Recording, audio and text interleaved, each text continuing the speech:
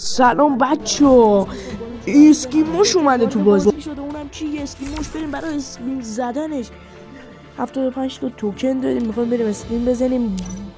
لبل هیچ نریم با 2 و 26 تا جیم. اسمین قبلیشو زدم. اسمین های 99 تایی رو زدیم که یه چیزی نداد. 399 تایی رو زدیم. بله اسکیموش رو داد. برای اولین بار فری فایر یه بار به ما رحم کرد.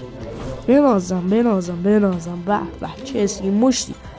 اسمین آخری یعنی ناکن دوزیه. اسمین آخری دوزه.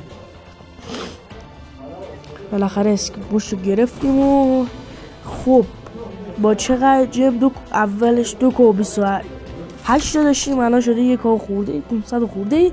خب بریم برای 77 توکن چیز داریم.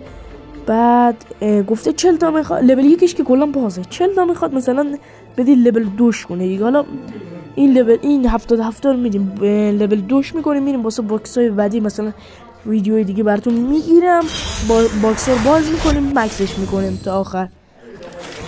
خب اسکیموش رو گرفتیم. لول 2 لول 2 یه ذره قیافش فرق کرد، یه ذره مشت میزنی یه جوری میشه، مثلا حالتی میگیره.